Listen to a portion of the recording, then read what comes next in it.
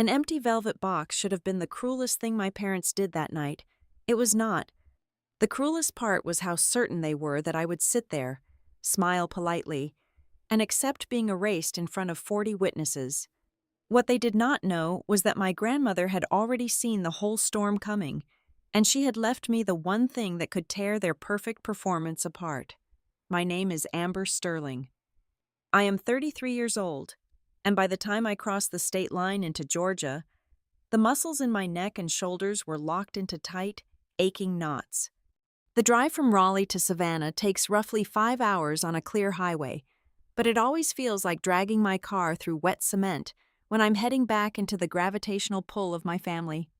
I had taken 2 days of unpaid leave from my job at Halcyon Title and Records for this trip. Every mile marker that ticked past the windshield served as a bleak reminder of my financial reality. I thought about the rent due on the first of the month, the staggering piles of incomplete property deeds sitting on my laminate desk back in Raleigh, and the quiet, persistent pressure of living from one meager paycheck to the next. But you do not simply skip your grandmother's 88th birthday. You especially do not skip it when your mother has meticulously orchestrated the entire event to serve as a grand public monument to her own flawless existence. The venue was exactly the kind of place I expected. Celeste, my mother, had booked the main banquet hall at one of Savannah's most exclusive private historic clubs. I walked through heavy oak doors into a space drowning in dark mahogany paneling and massive crystal chandeliers that fractured the evening light into thousands of tiny, blinding daggers. It possessed that specific kind of expensive, suffocating warmth that old families use to mask decades of quiet, simmering resentment. Caterers in crisp white dress shirts drifted silently through the room, carrying silver trays of crab-stuffed mushrooms and fluted glasses of champagne. Everywhere I looked, a hired photographer's flash momentarily illuminated the room, capturing carefully staged tableaus of smiling cousins, local politicians, and business associates who had been invited purely to witness the spectacle of the Sterling family in its natural, victorious habitat. I stood in the foyer for exactly 3 minutes, smoothing the front of my clearance rack dress, bracing myself for the atmospheric pressure drop that always accompanied stepping into my mother's domain. As soon as I entered the main dining hall, the old, familiar family hierarchy settled into place, an invisible caste system that felt as heavy as lead. My parents, Celeste and Daniel, were glowing at the geographic center of the room. My father was nursing a glass of expensive bourbon, looking every inch the prosperous Southern patriarch, his posture relaxed but commanding. My mother held court beside him with a tight, practiced smile that showcased her expensive dental work but never quite reached her eyes. To their right stood my younger sister, Tessa. She was dressed in a sweeping silk gown that probably cost more than my entire vehicle, looking entirely like the chosen daughter, effortlessly absorbing the fawning compliments of our older aunts. Beside her was my brother, Parker, wearing a sharply tailored suit and playing the role of the polished, golden son to absolute perfection. He laughed at a joke a state senator was telling, a smooth, confident baritone sound that made my chest tighten with a familiar, dull ache. I was the anomaly. I was the cautionary tale. I was the daughter who moved away, worked an unglamorous job in a windowless office, and never quite learned how to perform for the cameras. The only person in that cavernous room who did not look at me like an unpaid extra on a movie set was Grandma Lorraine. I found her seated near the head table, draped in a soft, cream-colored wool shawl, observing the glittering room with a pair of pale, sharp eyes that missed absolutely nothing. When I knelt beside her wheelchair to embrace her, the comforting smell of dried lavender and old paper flooded my senses, instantly grounding my frayed nerves. She smiled, the deep wrinkles around her eyes folding into maps of genuine affection. She reached out and took my hand. Her skin was paper-thin, her knuckles swollen and stiff with arthritis, but her grip was surprisingly strong. She held my hand for just a second too long. She gave my fingers a deliberate, anchoring squeeze, looking directly into my eyes as if she were silently asking me to stay steady, to brace my feet firmly on the floor, no matter what happened next. I did not fully understand the warning in that moment. I simply smiled back, kissed her weathered cheek, and took my assigned seat. Dinner was a heavily choreographed affair consisting of roasted tenderloin, polite, meaningless murmurs, and the rhythmic clinking of heavy silver against fine china. I was seated near the far end of the long table, flanked by a second cousin who talked endlessly about his golf handicap and a vacant chair. As the waitstaff began clearing the dinner plates to make way for the elaborate tiered cake, my mother stood up. She tapped a silver spoon against her crystal water glass, a bright, chiming sound that instantly brought the room of 40 people to a hushed, expectant standstill. She folded her hands gracefully over her chest, assuming an expression of profound, manufactured humility that she had perfected over decades of hosting charity galas. "If I could have everyone's attention for just a moment," Celeste began, her voice carrying the practiced, melodic cadence of a seasoned performer. "As we celebrate Lorraine's remarkable 88 years of life tonight, she and I had a lovely, intimate conversation earlier this week. She expressed a deep desire to see certain precious family keepsakes placed in the right hands now, while everyone is still here to appreciate the profound sentiment behind them. A family legacy moment, if you will." I looked down the table at Grandma Lorraine. She sat perfectly still in her wheelchair, her face an unreadable, stoic mask, watching my mother with the calm, chilling detachment of someone watching a dark storm roll in over the ocean. My mother reached into a heavily embroidered silk tote bag resting at her feet. She pulled out an elongated, dark blue velvet jewelry box. With sweeping, theatrical grace, she walked over to where my sister was sitting. "For our beautiful Tessa," Celeste said, her voice trembling with just the right amount of manufactured emotion. "The sapphire bracelet that has been in the Sterling family for 4 generations." Tessa gasped loudly, covering her mouth with manicured fingers as the box was opened to reveal a glittering strand of deep blue stones. Enthusiastic applause rippled through the room. Several aunts dabbed their eyes with linen napkins. Next, my mother produced a polished wooden case and handed it to my brother. "And for Parker, who carries his grandfather's middle name with such pride and dignity, Dad's antique gold pocket watch." Parker stood up, wrapping our mother in a tight, picturesque embrace while the hired photographer snapped 3 rapid shots from different angles. More applause followed. More tears were wiped away. The room was practically drowning in a suffocating flood of curated family sentiment. It was a flawless, seamless performance of wealth and heritage. Then, the room quieted once more. Celeste stood at the head of the table, holding one final box. It was small, square, and covered in deep black velvet. She did not call me up to the front to join my siblings. Instead, she walked the entire length of the long dining table, the rhythmic, sharp clicking of her designer heels echoing over the polished hardwood floor. She stopped directly behind my chair. The scent of her expensive floral perfume washed over me, thick and overpowering. She leaned down, bringing her face level with mine. From across the room, to the dozens of guests watching, her smile must have looked incredibly gracious, the perfect picture of a loving mother ensuring her wayward, less successful child was included in the family tradition. But from up close, mere inches from my face, her smile was sharp, cold, and utterly cruel. Her eyes were flat, hard, and devoid of any maternal warmth. "And we could not possibly forget you, Amber," she murmured, her tone dripping with a honeyed condescension that made the fine hairs on the back of my neck stand up. "We wanted to make sure you had something, too, so you would not feel left out." She placed the black velvet jewelry box on the white tablecloth directly in front of my empty dessert plate. She lingered for a moment, making sure all eyes were fixed on the black square. The entire room was watching me. The silence was absolute, thick and heavy with anticipation. My heart hammered a frantic, terrified rhythm against my ribs. My fingers trembled slightly as I reached out. The box felt suspiciously, impossibly light. I pressed the small brass button on the front. The spring-loaded hinge snapped open with a sharp click. I stared down into the box. The plush white satin interior was perfectly pristine, and it was entirely empty. There was no ring, no necklace, no small token of affection, no delicate chain. There was just a hollow, molded indentation where a piece of jewelry should have rested. I blinked, my mind struggling violently to process the visual information. I looked up at my mother, waiting for the punchline, waiting for her to pull the actual gift from her pocket with a warm laugh, waiting for the mistake to be corrected.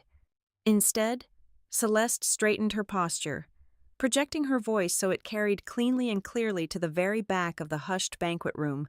She offered a light, breezy chuckle that sounded like shattering glass. "Well," she said, her voice ringing out in the silence. "At least now Amber finally has something to put all her missed opportunities in." For one suspended, agonizing second, nobody breathed. Then, as if following a cue from an invisible stage director, the room collapsed into a wave of nervous, scattered laughter. Cousins chuckled behind their hands, shifting uncomfortably in their seats. Business associates smiled tightly and suddenly found the floral centerpieces utterly fascinating. Eyes darted away from me, safely averting their gaze from the quiet, absolute devastation happening at the end of the table. They were all complicit in the joke, bound by polite society rules to laugh along with the wealthy hostess. I sat perfectly frozen, staring down into the dark, empty void of the velvet box, the blood rushing in my ears like a roaring tide. In that terrible, echoing moment, I realized that I had not been invited to a celebration at all. I had been invited to an execution, and my own parents were the ones pulling the lever. I did not cry. That was the first miracle of the evening. A younger version of myself would have shattered right there, letting hot, humiliating tears spill onto the pristine white tablecloth, while the polite, suffocating laughter of 40 guests washed over me. But sitting in that chair, staring into the plush, vacant cavity of the velvet box my mother had just presented, I felt a sudden, profound drop in internal temperature. It was not grief that gripped me. It was an awful, bracing relief. The lifelong ambiguity was finally gone. For decades, I had gaslighted myself into believing my parents' slights were accidental, the clumsy mistakes of people who simply did not know how to connect with their eldest daughter.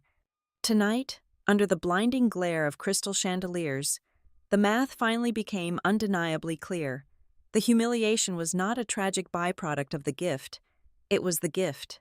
It was a perfectly engineered, fully intentional execution designed to erase me in front of an audience. The conversation around me slowly resumed, a forced, frantic buzz, as the attendees tried to pretend the air had not just been violently sucked out of the room.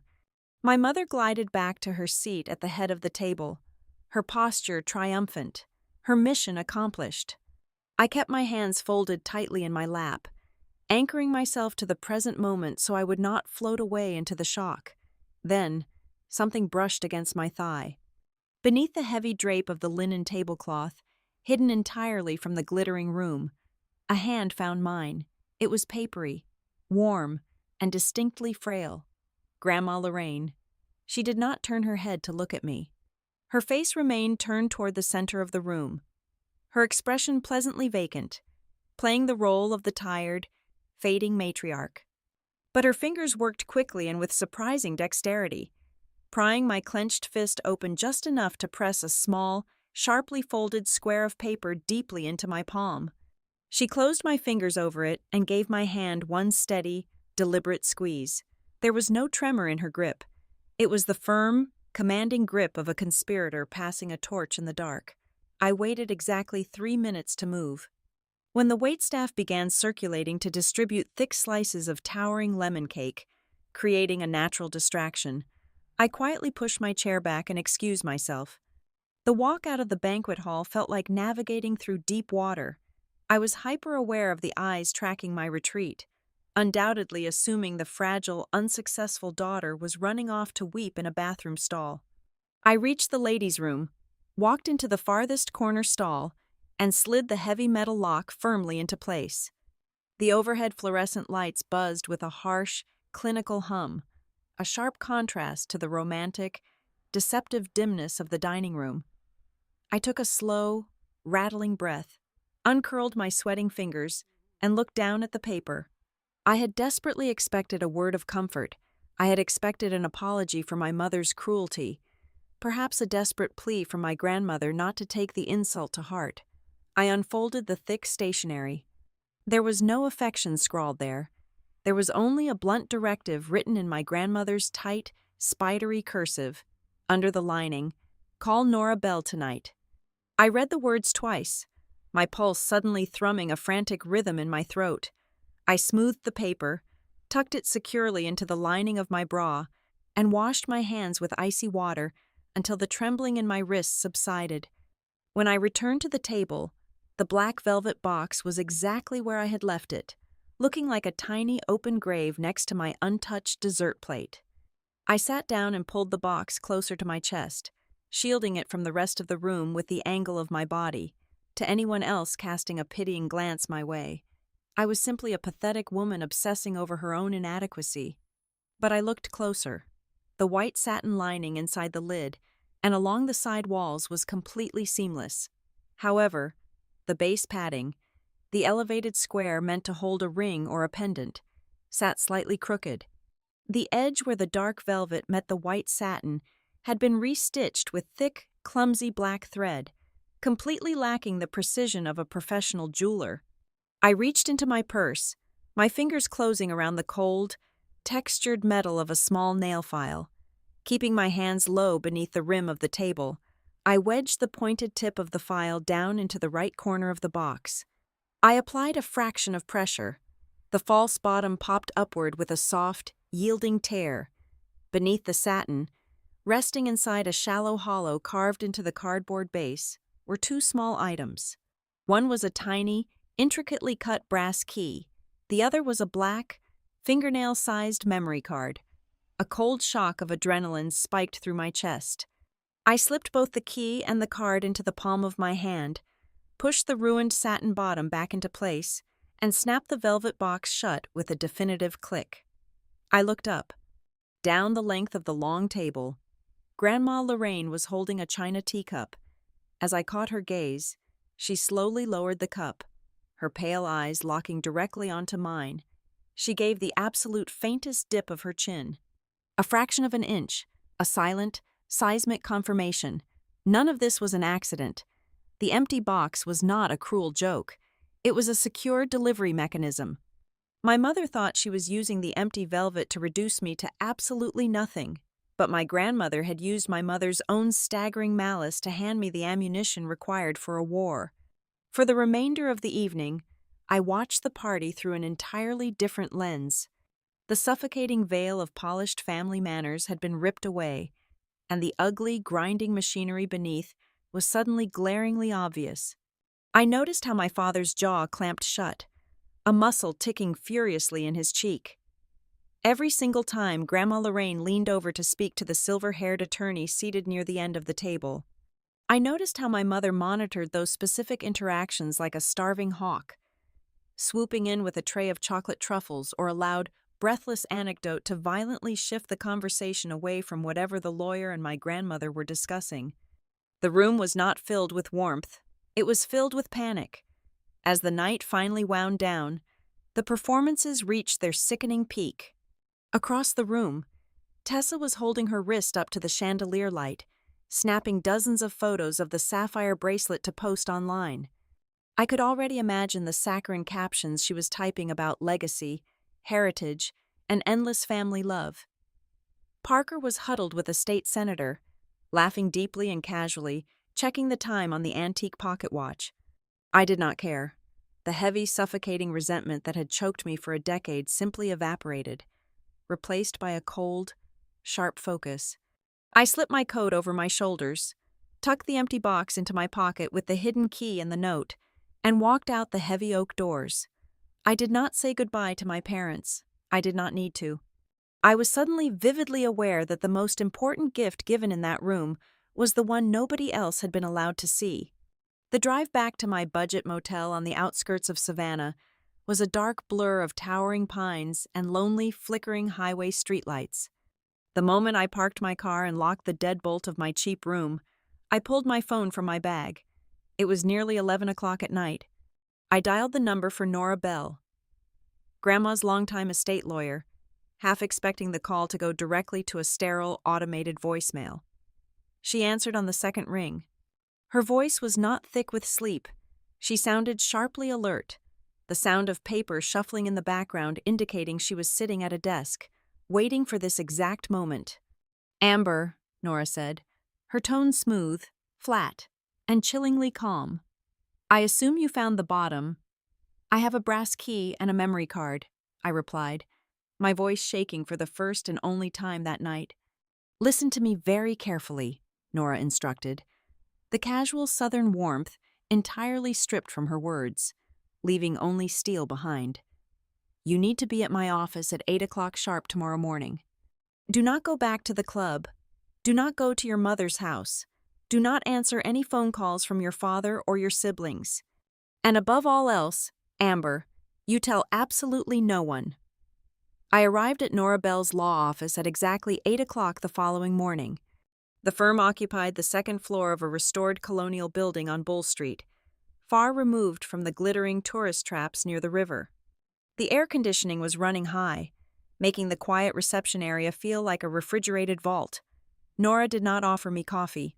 She did not ask how I slept, or offer hollow sympathies about the excruciating dinner party.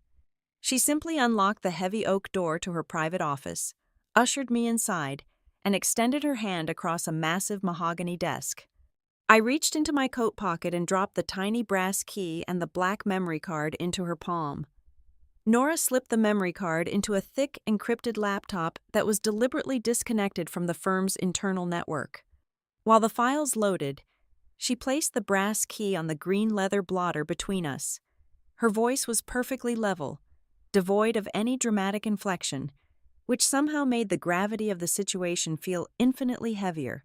She explained that the key belonged to a high-security safe deposit box at a private bank 3 blocks away, a box held solely in my grandmother's name, but the physical box was only part of the equation. The digital files on the memory card were the master blueprint, the undeniable proof of a slow, systemic betrayal. Nora turned the laptop screen toward me and opened the first folder. It contained scanned copies of receipts and appraisal documents from a high-end private jewelry broker based in Atlanta, dated 7 months prior. I leaned in, my eyes tracking the itemized descriptions. A deep blue sapphire bracelet, an antique gold pocket watch. My stomach plummeted as I looked at the final sale price, a staggering sum well over $200,000. Below the receipts were the routing numbers indicating where the funds had been wired. The destination account did not belong to my grandmother. It belonged to an obscure holding company I recognized instantly from my father's old business letterhead. The heavy historic heirlooms my mother had paraded in front of Savannah's elite the night before were nothing but custom-ordered fakes. They were composed of lab-grown glass and polished base metals. My sister and brother had shed genuine, public tears over worthless replicas, completely oblivious to the fact that the originals had been quietly liquidated to cover up my parents' financial bleeding. A cold, rising dread began to settle in my chest.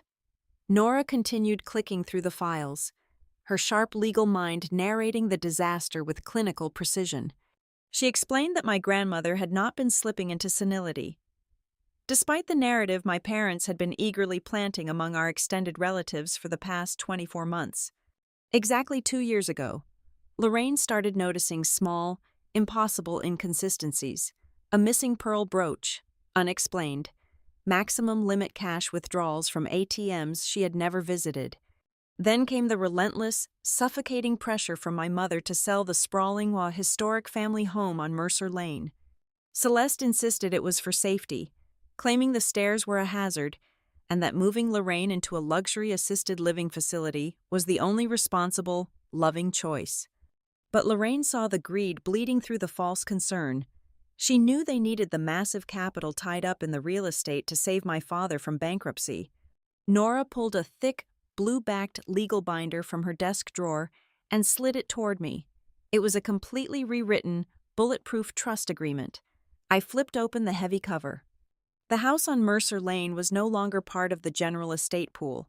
It could not be liquidated, leveraged, or sold to cover my father's failing ventures. My grandmother had severed the property from the main accounts and placed it into a protected, standalone trust. I stared at the signature line on the third page, my eyes locking onto my own printed name. I was named the sole future residential beneficiary. More importantly, I was named the immediate co-trustee. If my parents attempted to declare Lorraine medically incompetent to force a property sale, I now held the absolute legal authority to block them in court. I looked up at Nora, the silence in the office ringing in my ears. I asked her why. I was the outcast. The persistent disappointment. I asked if Lorraine had done this out of pity for the daughter who could barely make rent. Nora stopped moving her mouse and looked at me with a fierce, unwavering intensity. She told me Lorraine did not choose me out of pity. She chose me because I was the only grandchild who actually showed up without an agenda. I was the one who drove 5 hours on a random Tuesday to fix a leaking hot water heater. I was the one who sat at her kitchen table and sorted through confusing medical bills, refusing to let the insurance companies overcharge her. I wrote her handwritten letters. I treated her like a living, breathing human being, while the rest of the family treated her like a decaying obstacle standing between them and a massive payout. I was chosen because I was the only one who could not be bought. The conversation shifted back to the horrific birthday dinner. The cruelty of the empty box still burned in the back of my throat. I asked Nora why Lorraine allowed it to happen, why she let my mother humiliate me so publicly without intervening. Nora leaned forward, resting her elbows on the desk, looking more like a military strategist than a probate attorney. She explained that my mother had grown increasingly reckless. Celeste needed a public, witnessed event to establish a specific narrative. She needed Savannah's high society to see me react poorly, to see me as unstable, emotional, and completely insignificant to the family hierarchy. If I looked like an estranged, bitter failure in front of 40 reliable witnesses, no judge would believe me later when I contested their handling of the estate. Lorraine knew this. She anticipated the trap. Instead of fighting it, she used my mother's arrogant, cruel performance against her. She knew Celeste would never bother to inspect the lining of an empty box meant for an insult. My grandmother turned the weapon meant to destroy me into the perfect, unsearchable vehicle to smuggle the key right under my mother's nose. Then, Nora clicked on a video file. It was raw, black and white security footage from a hidden camera Nora had hired a private investigator to install in the upstairs hallway of the Mercer Lane house. The timestamp in the corner read 2:00 in the morning, dated 4 weeks ago. The screen flickered. A figure moved out of the shadows. It was my father.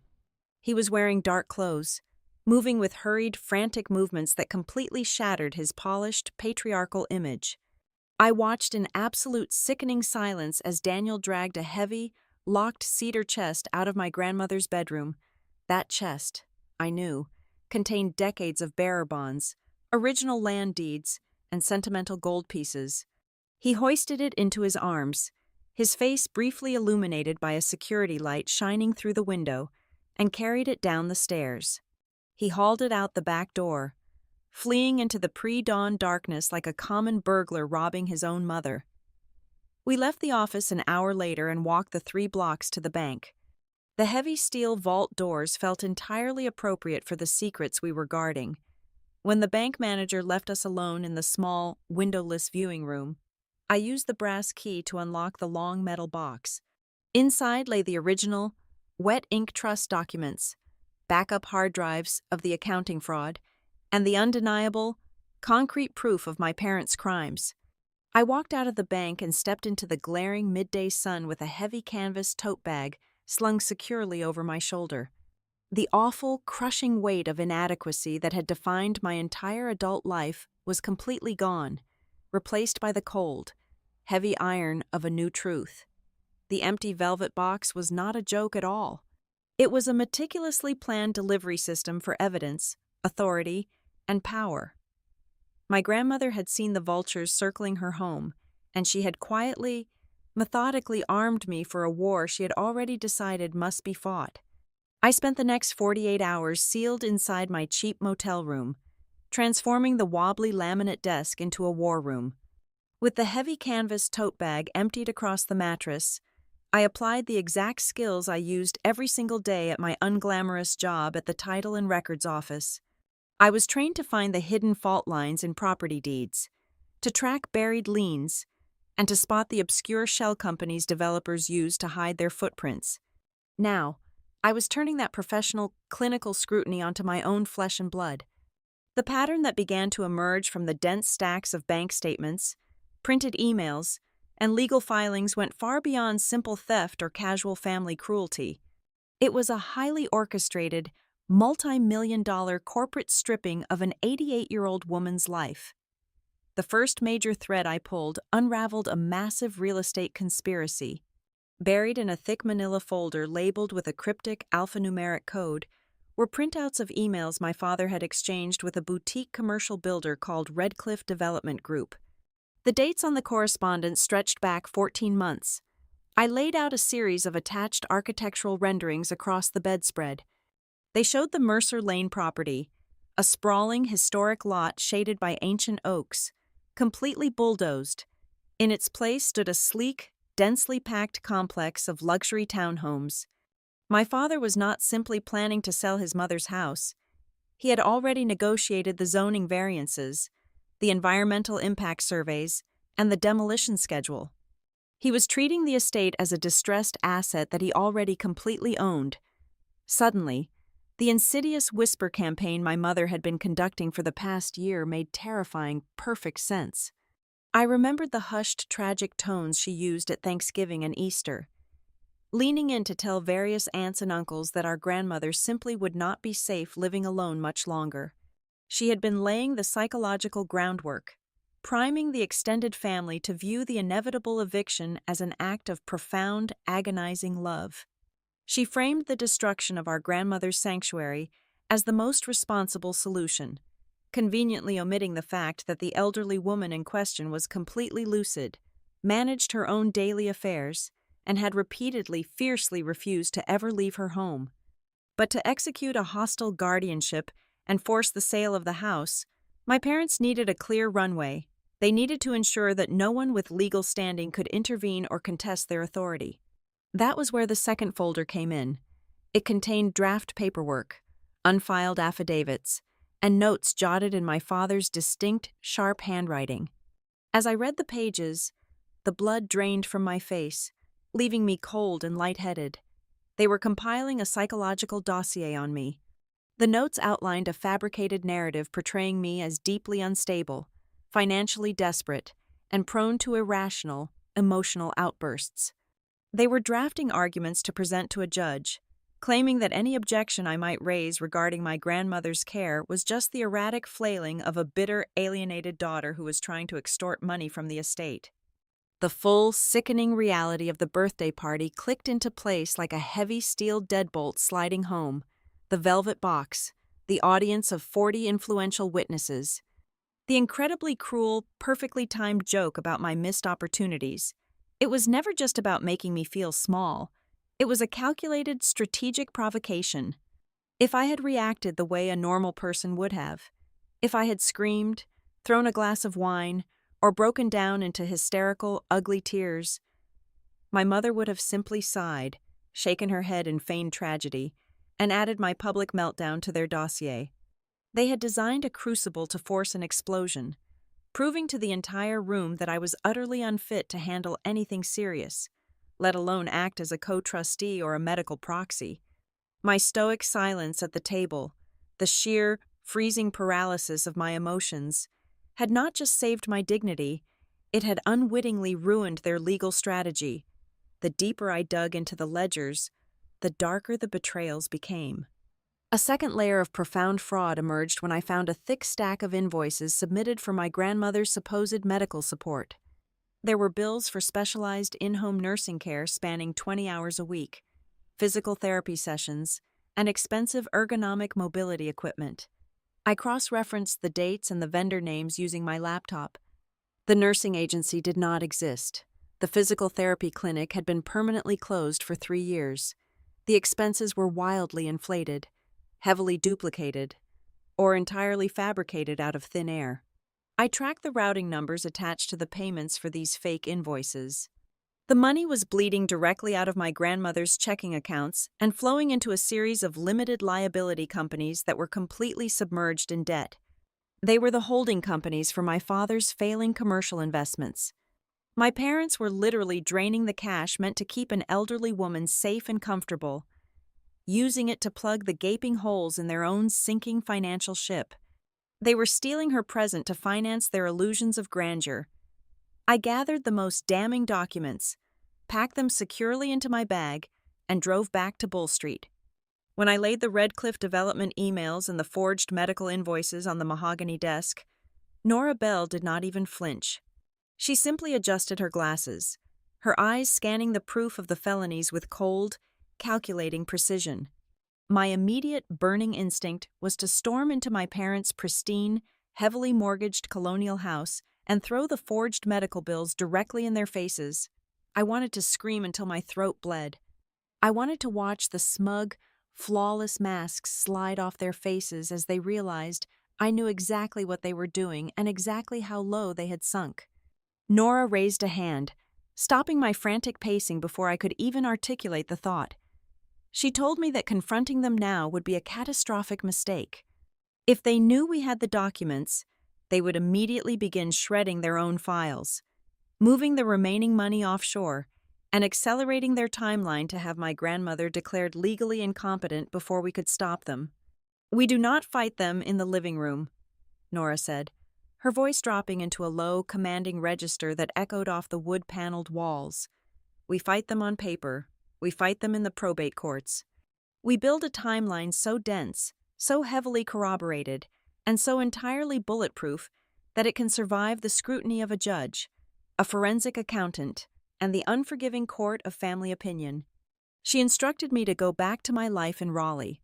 I had to return to my desk, pay my rent, and let them continue believing that I was the weak, disorganized, and easily manipulated target they had always assumed me to be. I had to let them keep digging their own graves, one forged document and arrogant assumption at a time. Sitting in that quiet, heavily air-conditioned law office, I felt a fundamental, irrevocable shift occur somewhere deep inside my chest. For 33 years, a small, pathetic part of me had desperately wanted my parents to finally see me, to apologize, to love me the way they loved my siblings. That fragile, hopeful child died right there in the leather guest chair. I no longer wanted an apology. An apology was cheap, easy, and ultimately meaningless. I wanted the truth preserved so meticulously, so aggressively, that my mother and father could never wriggle free of it. I stopped being the victim of their narrative and became the architect of their ruin. I drove back up Interstate 95 on Sunday morning. The transition from Savannah's suffocating humidity to Raleigh's crisp, indifferent air felt like stepping between two entirely different planets. The heavy canvas tote bag sat on the passenger seat beside me, safely zipped and anchored by the seatbelt, holding enough explosive material to level my family's entire social and financial standing. But when Monday morning arrived, and I clocked into my shift at Halcyon Title and Records at exactly 8 o'clock, I knew I had to bury that power completely. I slipped seamlessly back into the role everyone expected me to play. I became the defeated, pathetic daughter. I kept my posture visibly slumped over my laminate desk, my shoulders rounded in submission. I made sure my voice was low and hesitant when I spoke to my coworkers by the water cooler. I knew word would inevitably travel back. My aunt lived 2 towns over and had a direct, gossipy pipeline to my mother. If I acted completely crushed, my parents would assume their calculated, cruel strike had worked flawlessly. They desperately needed me paralyzed by the public humiliation, too rattled by my own supposed insignificance to ask any dangerous questions. I decided to give them exactly the performance they demanded. 4 days later, my cell phone vibrated violently against my desk pad. Celeste's name flashed across the cracked screen. I let it ring 5 full times before finally pressing answer, taking a shallow breath to inject a deliberate, breathy tremor into my voice. "Hello?" I whispered. "Darling," Celeste purred into my ear. She sounded as though she were lounging on a velvet chaise lounge, radiating a thoroughly manufactured maternal warmth. I have been so incredibly worried about you. You slipped away so quietly the other night before dessert was even finished. I think the little birthday gag just landed badly. Do you not agree? It was meant to be a light-hearted tease, just a bit of family fun, but I fear you took it entirely the wrong way. I swallowed hard, forcing my vocal cords to tighten. It was just a lot to handle, Mom. Well, I happen to be flying through Raleigh tomorrow afternoon for a regional charity board luncheon. Meet me for coffee at 2 o'clock, my treat. We need to clear the air. We met at a high-end espresso bar located 3 blocks from my office. She arrived wearing massive designer sunglasses and carrying a thick cream-colored envelope in her manicured hand, sliding it smoothly across the cold marble table. She gave me a deeply sympathetic, patronizing pout. Your father and I want you to have this, Amber. It is a small peace gesture. A check for $2,000 to help with your rent and groceries this month. We simply want to make sure you are not going to turn the other night into something ugly or dramatic. Family cohesion is far too important for petty, childish grudges. I looked down at the expensive envelope, but kept my hands firmly anchored in my lap. I really do not need the money, I said softly, staring blankly at my lukewarm latte. I am just so confused about everything lately. With Grandma getting older and frailer, what actually happens to the big house? I feel so completely out of the loop. My feigned ignorance was the absolute perfect bait. Celeste sat back in her wrought iron chair, a triumphant, greedy gleam lighting up her eyes. Oh, sweetheart, please do not burden your pretty head with all of that complicated legal nonsense. The Mercer Lane property is turning into a massive liability. The annual property taxes alone are skyrocketing, and the roof maintenance is an absolute nightmare. Your father and I are handling the entire transition. Lorraine cannot possibly stay there safely anymore. The sale paperwork is basically a formality at this point. We just need everyone in the family to stay calm, supportive, and cooperative. She spoke of the sale as if the ink were already dry on the closing documents. She had absolutely no idea she was bragging about liquidating a historic estate that I now legally controlled. I nodded meekly, thanked her profusely for her time, and stood up, intentionally leaving the envelope containing the $2,000 sitting untouched on the marble table. 2 evenings later, Daniel made his move. He called my phone directly. His approach was entirely different from my mother's honeyed manipulation. There was no fake sympathy in his voice, only the brisk, commanding tone of a man who managed large investment portfolios and expected immediate, unquestioning compliance from his subordinates. Amber, he started, skipping any polite greeting whatsoever. Your mother mentioned you were asking a lot of scattered questions about the estate planning. Let me give you some very practical advice. That house is a rotting financial anchor. When the time inevitably comes, the probate process will be a bureaucratic nightmare. There are strict zoning issues, historical preservation red tape, and deep structural deficits in the foundation that you know absolutely nothing about. It would be incredibly foolish and destructive for you to try and involve yourself. It is much smarter to step back immediately and let the experienced adults handle the heavy lifting. I just want to make sure Grandma is legally protected and okay, I murmured, playing the naive, overly emotional granddaughter to perfection. She will be perfectly fine in a premier managed care facility, he replied sharply, annoyed by my minor resistance. Just focus on your own little clerical job in Raleigh. Leave the serious adult decisions to me. Once again, the absolute, staggering certainty in his voice gave him away. Both of my parents believed that seizing control was simply a matter of timing, applying pressure, and filing the right standardized forms. They thought I was a temporary minor nuisance, easily swatted away with a firm tone and a dismissive wave, but my little clerical job was exactly what was going to destroy them. The following morning, before my supervisor even arrived at the office, I logged into the state's secure commercial property database.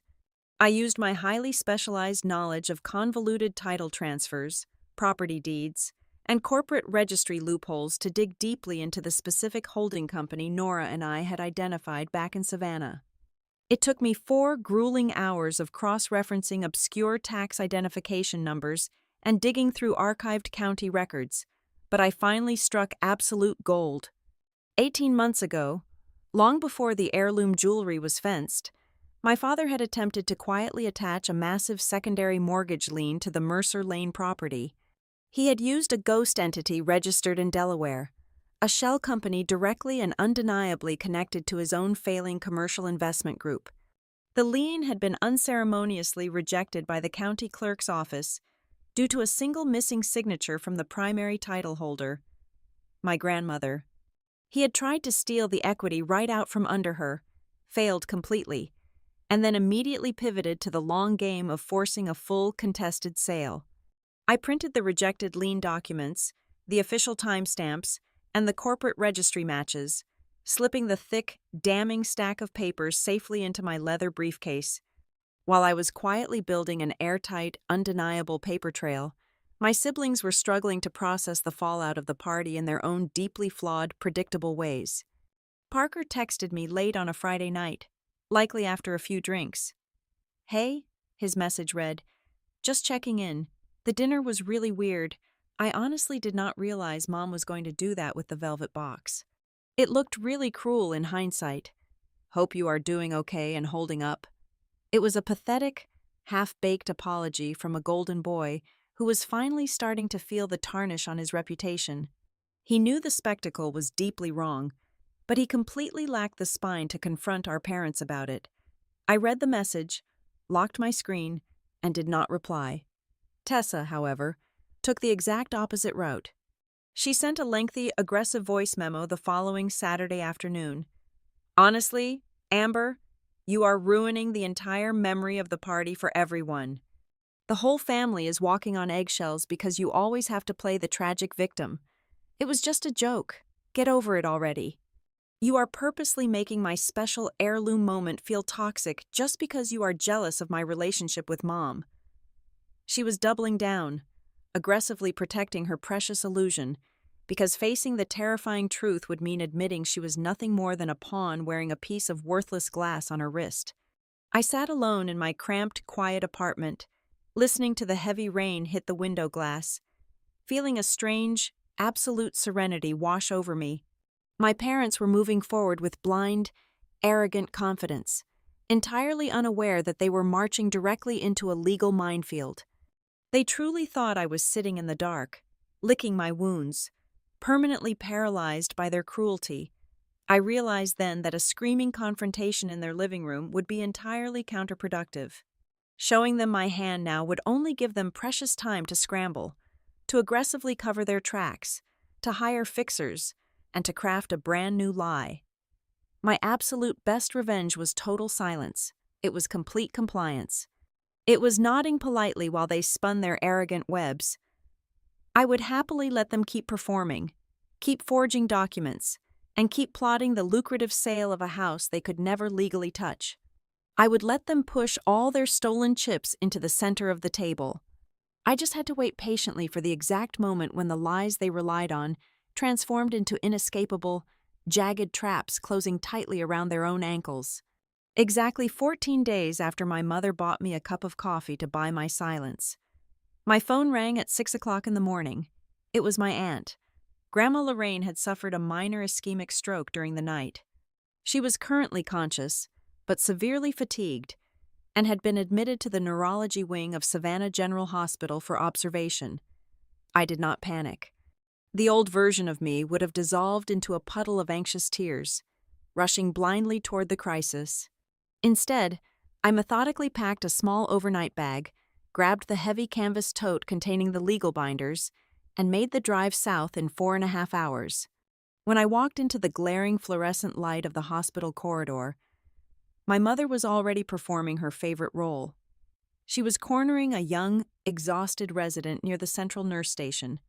Her voice dripped with a tragic, weary nobility that she projected just loudly enough for the passing staff to hear.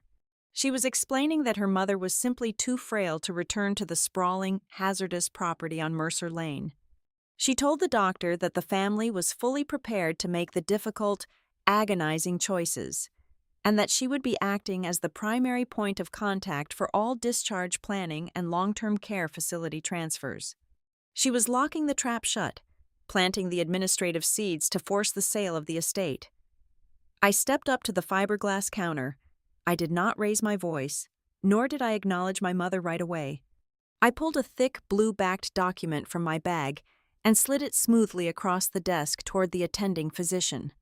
I calmly explained that I was the designated healthcare proxy and the sole financial agent under the specific triggering condition of a hospitalization. The doctor, looking thoroughly relieved to have absolute legal clarity rather than emotional family drama, scanned the raised notary seal and the heavy black ink signatures. He immediately shifted his physical stance. He turned his shoulders completely away from my mother, looked directly at me, and began outlining the non-emergency administrative decisions we needed to make regarding physical therapy and post-acute care. The color entirely drained from Celeste's face. She stared at me, then at the thick legal paperwork, her mouth opening and closing silently. The gracious, suffering daughter act shattered instantly. Before she could launch a screaming match in the middle of the intensive care unit, my father marched down the hall.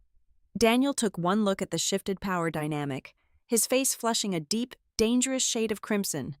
He pointed a thick, accusatory finger at Nora Bell, who had just stepped off the elevator to join me as we had previously coordinated.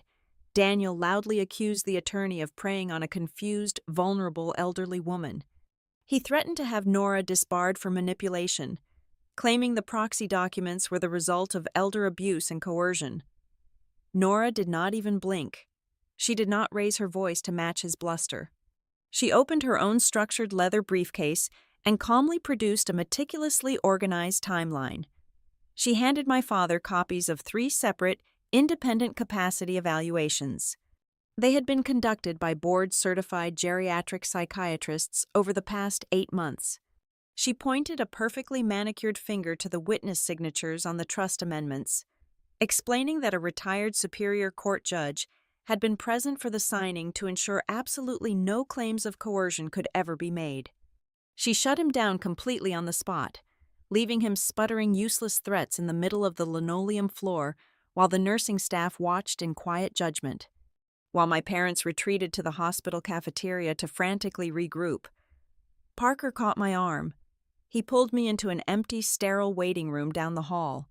He looked physically ill. The polished, golden sun veneer he had worn so proudly for 30 years had completely cracked. He stared at the gray carpet, his voice dropping to a harsh whisper. He admitted that he had felt deeply uneasy ever since the birthday dinner. The weight of the pocket watch had felt wrong, and the ticking mechanism sounded slightly off. 48 hours ago, Parker had taken the watch to an independent appraiser in Atlanta. The jeweler took one look through a loupe and told him the metal was merely plated brass, and the internal gears were cheap, mass-produced quartz. He looked up at me, his eyes wide with a horrifying, sickening realization. The foundation of his reality was crumbling. His unshakable loyalty to our parents had finally fractured. He realized they had let him shed genuine tears over a worthless piece of junk just to maintain their wealthy facade. Tessa walked into the waiting room just in time to hear the tail end of his confession. Instead of sharing his horror, her face twisted into aggressive, defensive rage. She flatly refused to believe it. She pointed at me, her voice shrill and trembling, claiming I must have broken into Parker's apartment and switched the items just to manufacture drama and ruin the family. She insisted our parents would never do such a horrible thing. It was a staggering, terrifying display of delusion. My mother had conditioned her so thoroughly that Tessa was willing to burn down verifiable facts just to keep her comfortable, privileged illusions intact. She chose the performance over the truth. I did not waste a single breath arguing with her. I had urgent work to do, leaving Nora to guard the hospital room and run interference against my parents. I drove directly to the house on Mercer Lane.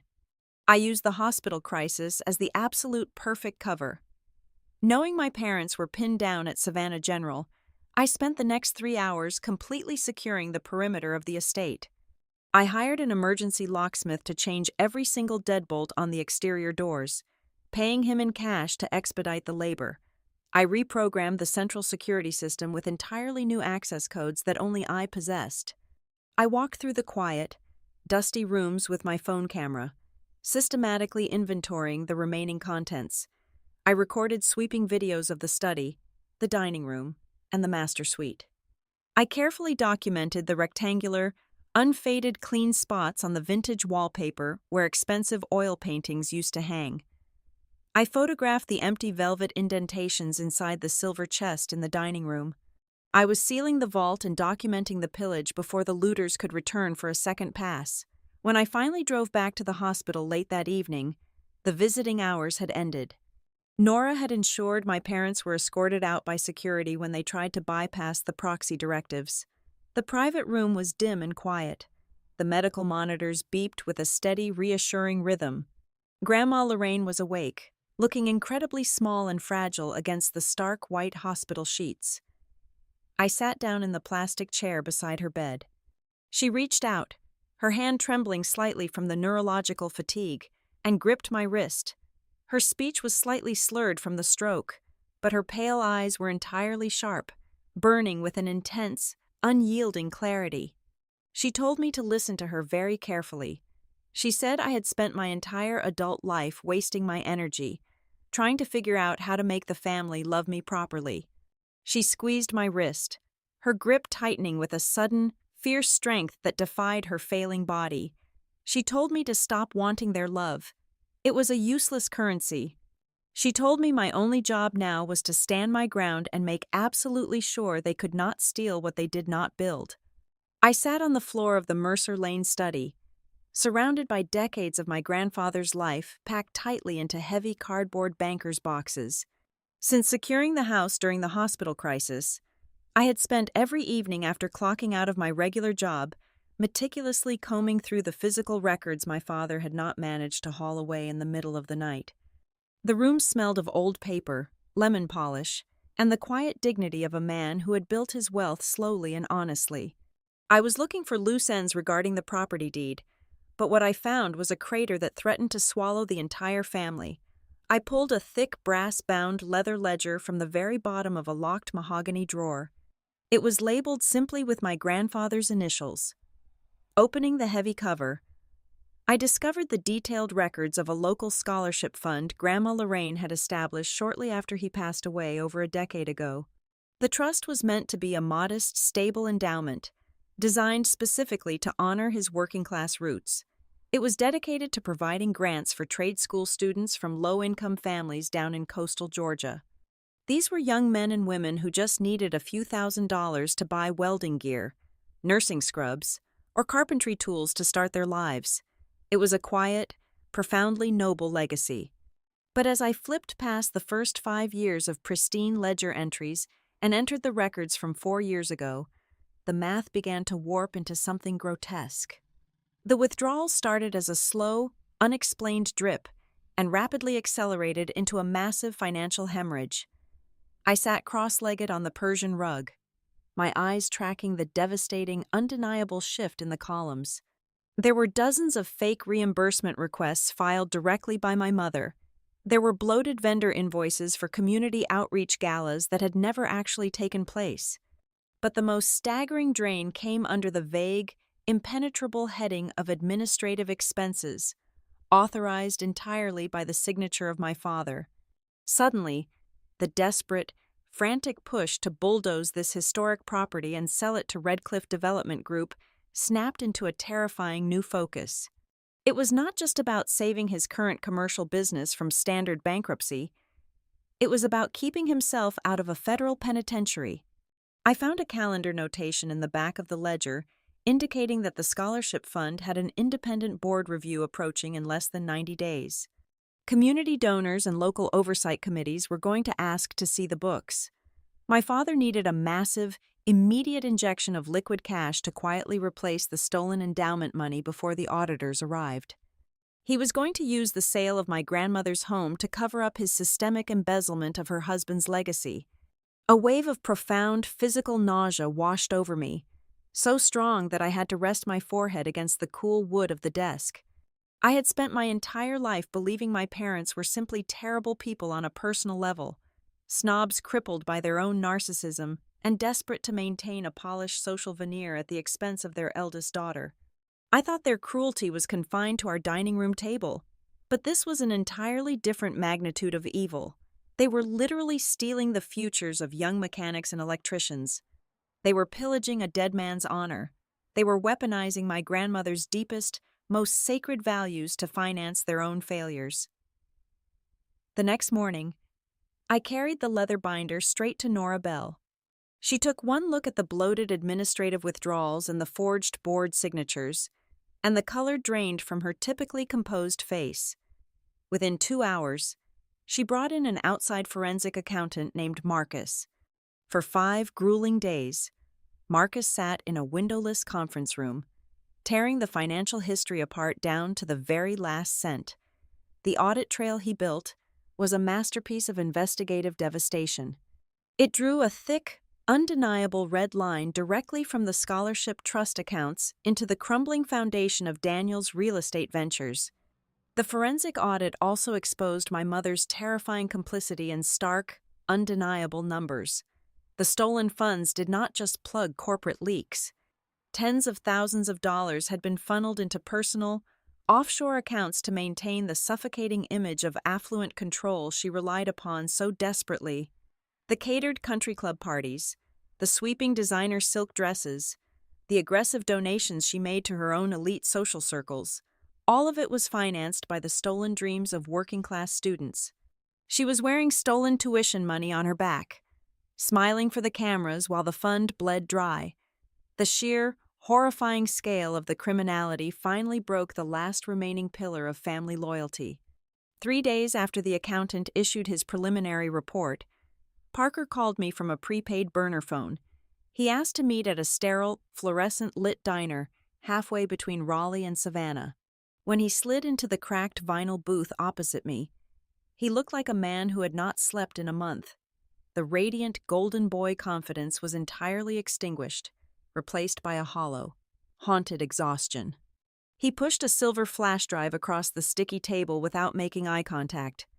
He spoke in a low, mechanical voice, explaining that the drive contained years of old emails, text message screenshots, and frantic voicemails he had saved on a whim. For years, he had ignored the desperate, commanding tone of our parents' correspondence. He had willingly assumed they were simply stressed executives navigating tough market cycles. He had deliberately ignored the glaring inconsistencies because being their favored, comfortable son was easier than asking difficult questions. But after learning his grandfather's antique watch was a piece of cheap, mass-produced brass, the blinders had violently ripped off. Reviewing his own saved messages with a new, cynical perspective, he realized they were not stressed parents. They were active criminals orchestrating a cover-up, and they had been using his pristine reputation as a shield. Driving home with Parker's flash drive heavy in my coat pocket, the true, almost poetic cruelty of the birthday party settled deep into my bones. My parents had presented me with a completely empty velvet box, demanding that I accept my own worthlessness in front of 40 influential people. They wanted the world to see me as the hollow, empty one. Yet, they were the ones sitting on years of systematic, parasitic theft. They had hollowed out everything the Sterling family name once claimed to honor, draining the legacy until there was absolutely nothing left behind but a desperate, glittering performance. They had given me nothing, entirely unaware that the nothingness they handed me was about to become the exact weapon that would turn their entire empire to dust. The hospital confrontation and the sudden lockdown of the Mercer Lane house sent a clear, undeniable message to my parents. I was no longer the compliant, invisible daughter they could manipulate with a cruel joke and a velvet box. Once Celeste and Daniel realized my legal footing was absolute, the fake concern and patronizing coffee dates evaporated into thin air. They immediately pivoted to a scorched earth strategy. If they could not legally bypass me, they decided to completely destroy my credibility in every possible direction at once. The shift was terrifyingly swift. It started with the extended family. My mother weaponized her meticulously curated social network. Within 48 hours, my phone stopped ringing. Aunts and uncles who usually sent polite holiday cards suddenly went entirely silent. I later learned from a sympathetic second cousin that Celeste had been making tearful, marathon phone calls spanning 3 and 4 hours at a time. She was spinning a tragic, deeply convincing narrative that I had suffered a complete mental break.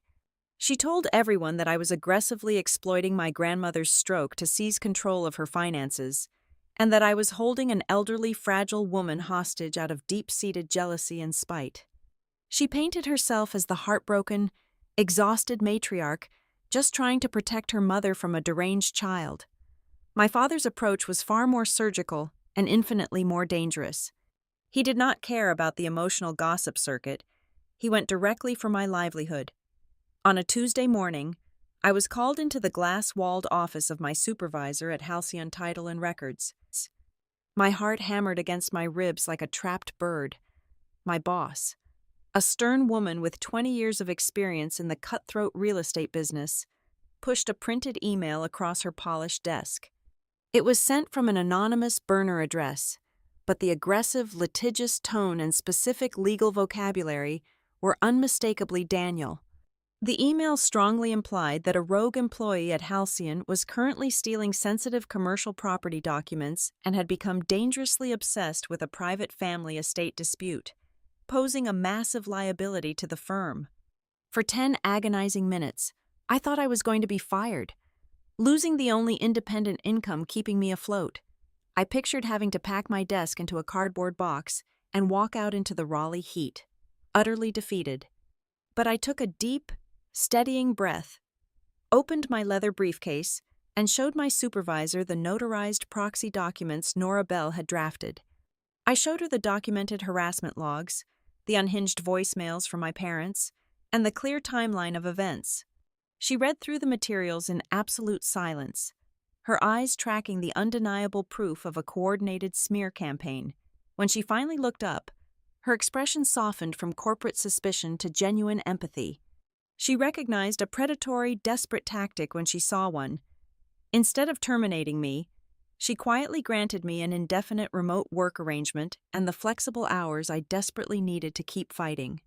She told me to lock my digital workstation, go home, and handle my family business without worrying about my paycheck. Meanwhile, the digital assault continued unabated. Tessa took to her social media platforms, posting heavily filtered photos of herself staring mournfully out of windows or sitting alone in dimly lit cafes. These images were accompanied by vague, cutting paragraphs about toxic siblings, the deep, agonizing pain of family betrayal, and the tragedy of greed destroying a once beautiful home. She never explicitly used my name, but the comment section quickly filled with sympathetic cousins and influential family friends offering their prayers against the darkness tearing the Sterlings apart. They eagerly fed on the drama. They preferred the easy, digestible story of a jealous, deranged sister over the terrifying, complicated reality of their golden family's criminal foundation. It was easier to cast me as the villain than to admit my parents were thieves.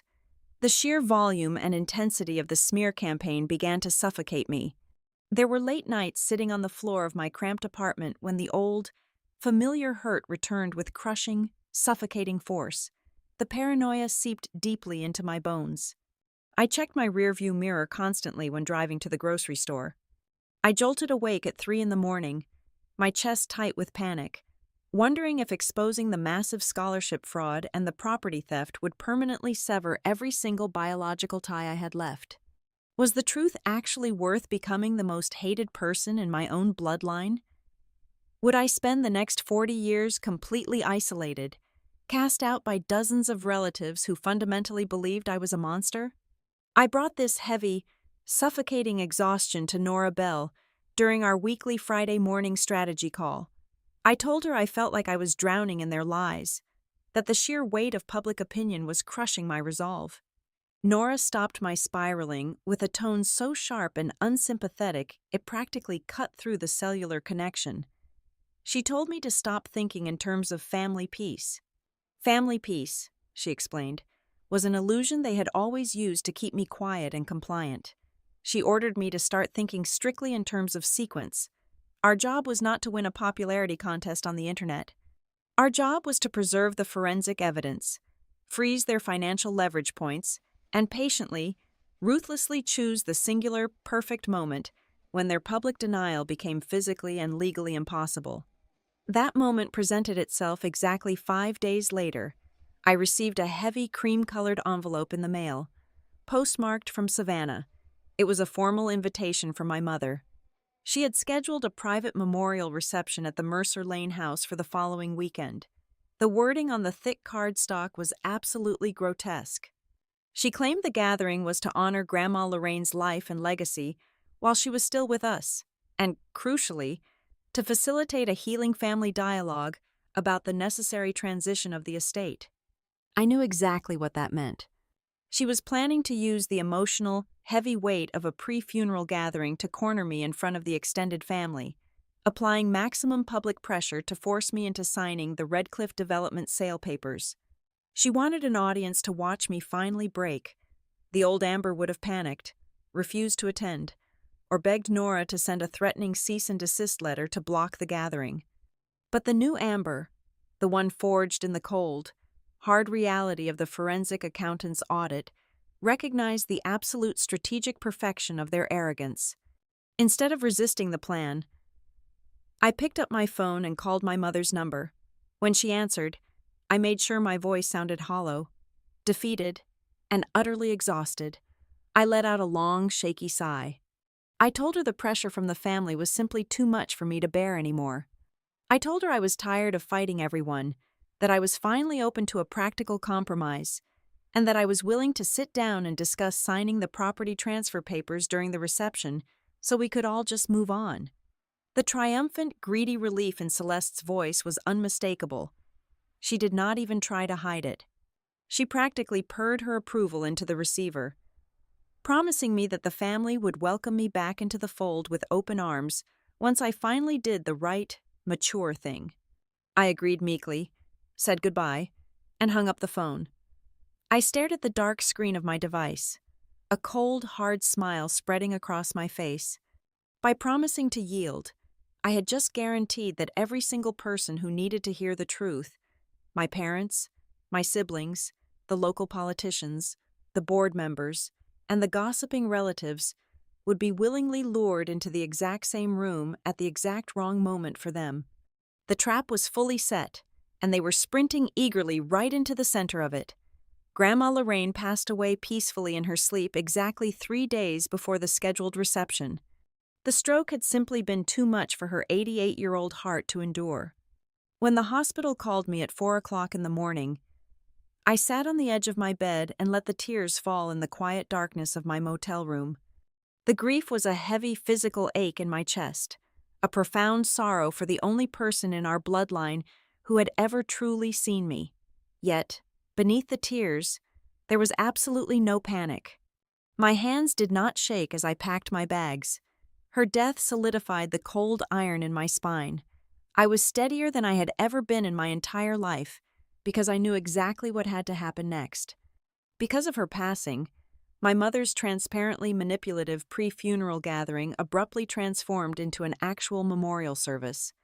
I drove to the Mercer Lane house early on Saturday morning, disarmed the new security system I had installed, and unlocked the heavy front doors. I yielded the physical space to my parents for one final afternoon, stepping back into the shadows to let them stage their ultimate masterpiece. By 2 o'clock in the afternoon, the historic home was entirely suffocated by my mother's performance. Celeste had hired a fleet of local florists to choke the grand foyer and the main living room with towering, expensive arrangements of white lilies and weeping orchids. Waitstaff from a high-end catering company circulated silently with silver trays of hors d'oeuvres. My mother positioned herself strategically near the grand marble fireplace, receiving the condolences of over 70 guests with the tragic, graceful posture of a queen in mourning. She was playing the role of the ultimate moral center, the fierce, exhausted matriarch who was selflessly holding our fractured family together through an unspeakable tragedy. She acted as if she were already the sole curator of the family legacy. After an hour of hushed conversations and polite weeping, the formal tributes began. Aunts and uncles shared sanitized, glowing anecdotes about Lorraine. Tessa stood up and delivered a tearful, highly dramatic speech about family bonds, making sure the harsh lighting caught the fake sapphire bracelet dangling from her wrist. Parker remained silent in the corner, staring at the floor, looking physically ill. When the final tribute concluded, the atmosphere in the room shifted. My father stepped forward. He unbuttoned his suit jacket, assuming the practical, commanding stance of a seasoned executive. From the inside pocket of his coat, he produced a thick stack of legal documents. "Friends, family," Daniel began, his voice dropping into a solemn, respectful baritone. "Lorraine loved this house. It holds decades of beautiful memories. But she was also a deeply practical woman, and she hated the thought of becoming a burden. As we honor her beautiful memory today, we must also look to the future. The mature, responsible next step is to ensure her estate is handled cleanly, efficiently, and without the agonizing burden of endless legal disputes." He looked directly across the room at me, a tight, expectant smile plastered on his face. He was framing the immediate transfer of the property to Redcliffe Development Group as an act of profound collective healing. He assumed I was entirely beaten down by the online smear campaign and the suffocating weight of public opinion. He banked everything on the belief that I would simply bend under the pressure, sign the papers he was holding, and surrender rather than make a chaotic scene in front of dozens of grieving mourners. I did not break eye contact. I stood up from my chair near the bay window. The room went entirely silent, the air thick with the anticipated drama of the unstable, jealous daughter finally cracking under pressure. "Before we discuss signing over the property," I said, my voice ringing out clear, cold, and entirely devoid of the hysteria they expected, "there is one final piece of business that Grandma Lorraine explicitly requested we attend to." I turned and gave a sharp nod toward the foyer. The heavy oak doors swung open. Nora Bell walked into the living room, her heels clicking sharply against the hardwood floor. She was not alone. Flanking her on the left was Marcus, the fiercely intelligent forensic accountant we had hired. On her right stood a stern, unfamiliar man wearing a dark suit, holding a leather briefcase. Behind them walked a senior vice president from my grandmother's bank, clutching certified, blue-backed copies of the actual trust records. My father's confident smile vanished instantly. His face flushed a dangerous, deep crimson, and he took a half-step backward, instinctively clutching his fraudulent sale documents to his chest. Celeste let out a sharp, indignant gasp, stepping forward to intercept the intruders. "What is the meaning of this?" Celeste demanded, her voice rising in a shrill, panicked pitch. "This is a private memorial. You are trespassing on my family's property." "Actually, Celeste," Nora replied, her tone perfectly level and absolutely lethal. "According to the registered trust documents standing in effect as of this exact moment, you have absolutely no legal authority over this property. But before any further discussion of real estate or assets can continue, the family is legally required to hear a recorded statement. Lorraine instructed me to play this file only if her final intentions were challenged after her death." Nora walked over to the massive smart television my mother had wheeled into the room to display a slideshow of old family photos. She plugged a small digital drive into the side of the screen. The slideshow of smiling faces vanished. The screen flickered briefly, and then Grandma Lorraine appeared. The footage had been recorded in her study several months ago. She was sitting in her high-backed leather reading chair, looking directly into the camera lens. She looked fragile, but her eyes were burning with an intense, terrifying clarity. "If you are watching this," Grandma's voice echoed through the silent, crowded living room, sounding startlingly strong, "it means I am gone. It also means my son, Daniel, and his wife, Celeste, are attempting to rewrite history to suit their own greed." A collective, audible gasp rippled through the 70 guests. Relatives who had spent the last 2 weeks whispering about my supposed mental breakdown suddenly froze, their eyes locked onto the screen in absolute horror. For 2 years, they have subjected me to a relentless, suffocating pressure campaign to sell my home. The recording continued, her voice dripping with profound disappointment. "They have lied to this family about my mental state. They have lied about my physical safety. They did this because Daniel is drowning in commercial debt, and they are desperate to liquidate my life to cover his failures. Daniel opened his mouth to shout, to order someone to unplug the television, but the stern man from the scholarship board took a deliberate step forward, fixing my father with a glare so heavy it nailed him to the floor. "I amended my trust to protect this house," Grandma Lorraine said from the screen, "and I chose my eldest granddaughter to execute my true will. I did not choose her because she is perfect. I chose her because she was the only person in this family who treated me like a human being rather than a pending transaction. She is the only one who cannot be bought, bullied, or intimidated by their endless social performances." My mother pressed her hands against her mouth, her eyes darting frantically around the room, watching her carefully constructed empire of lies completely disintegrate in real time. "If you need proof of what they have become," Grandma's recorded voice grew quieter, but sharper. "Think back to my birthday dinner. The humiliation they designed for that evening, the empty velvet box they presented to a member of their own family, confirmed exactly what I feared. They wanted you all to believe she was nothing. But they gave her an empty box because they had already stolen everything else." Tessa let out a small, choking sob from the corner of the room. "The sapphire bracelet," Grandma stated, staring straight ahead. "The antique gold pocket watch. They are worthless replicas. The originals were stolen from my bedroom and sold to a private broker in Atlanta 7 months ago. The proceeds were routed directly into Daniel's failing holding companies. I left the proof of their theft, the keys to their undoing, hidden in the very box they used to insult my granddaughter. I left it where only the one person I trusted to act calmly and with absolute integrity would find it." The video ended, the screen fading to absolute black. The silence that slammed into the living room was deafening. It was not the polite, uncomfortable silence of a dinner party faux pas. It was the crushing, suffocating silence of total annihilation. The aunts, uncles, cousins, and family friends turned their heads slowly, their eyes shifting away from the dark television screen and locking onto my parents. The grief that had filled the room 20 minutes earlier had completely evaporated, replaced by absolute shock, and then a rising, palpable horror.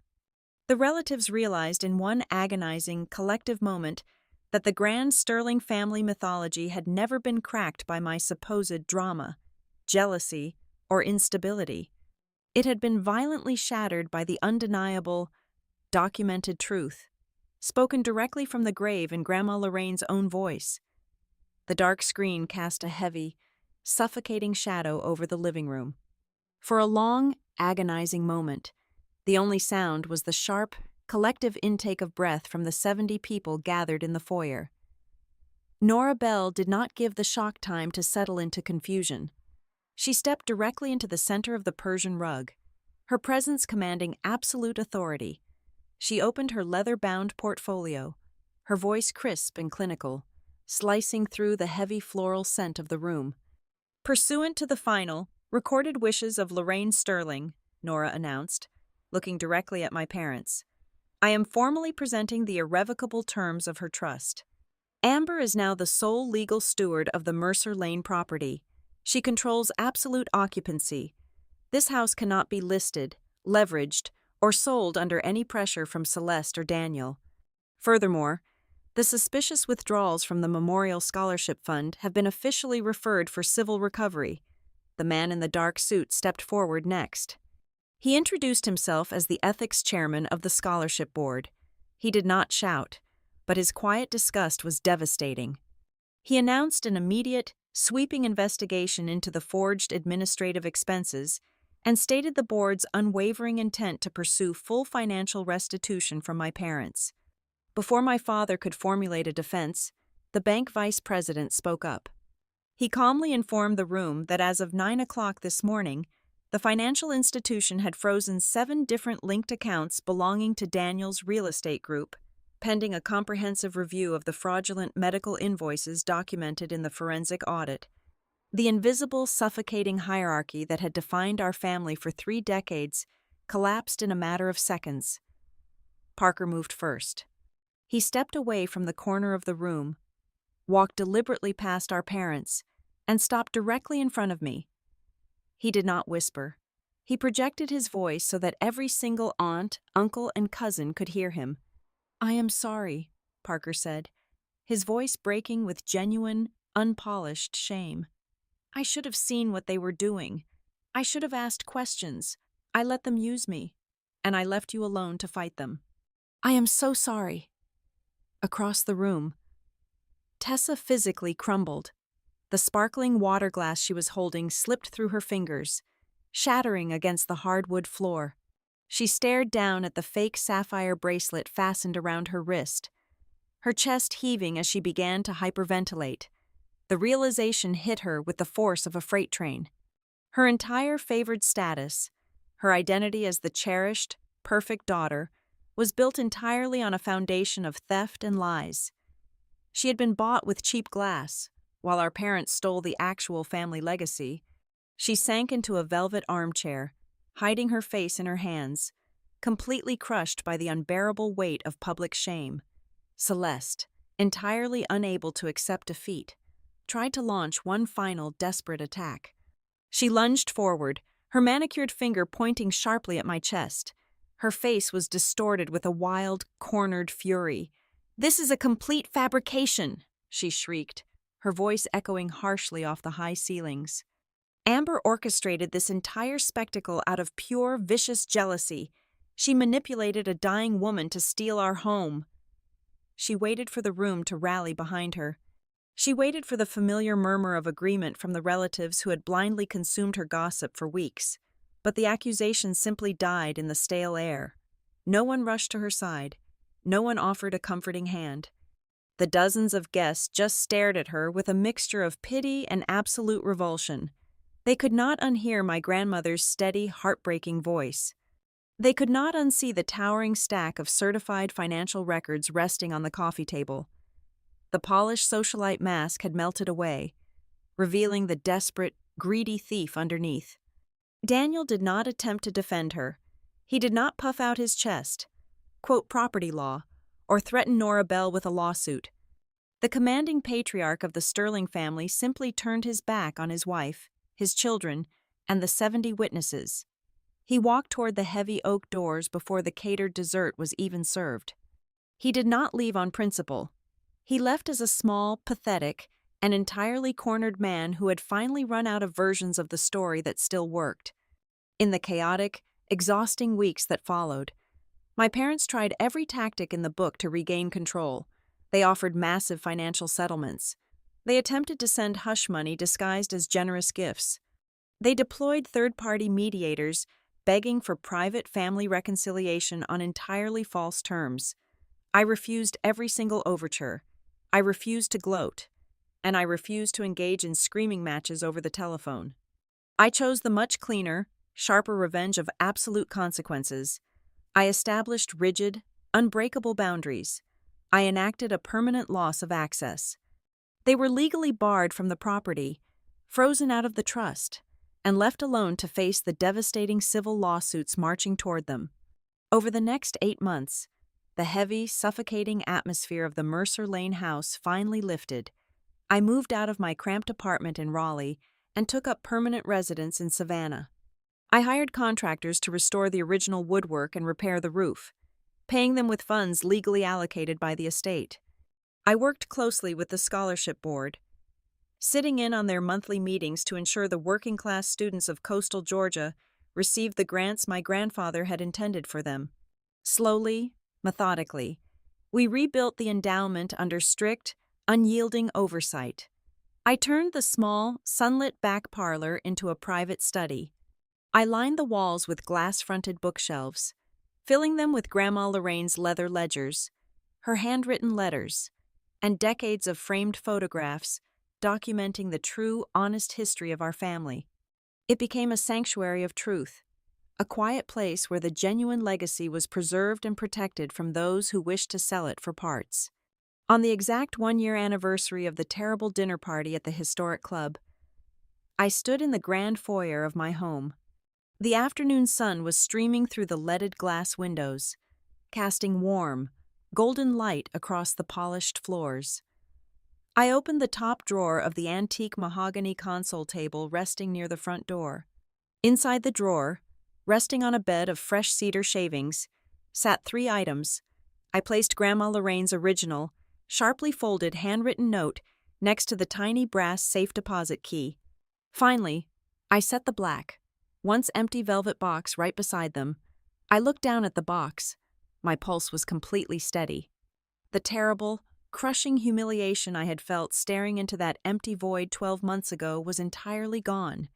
The items were no longer symbols of my inadequacy or weapons of my mother's cruelty. They were my battle scars and my medals. They were the undeniable, physical proof that the exact night my parents tried to make me feel like I was absolutely nothing was the night everything finally became mine. Thank you so much for listening to this story. Please let me know in the comments where you are listening from so we can interact and share our thoughts together. And please subscribe to the Helena Revenge Stories channel, like this video, and support by pressing the hype button so this story can be heard by many more people.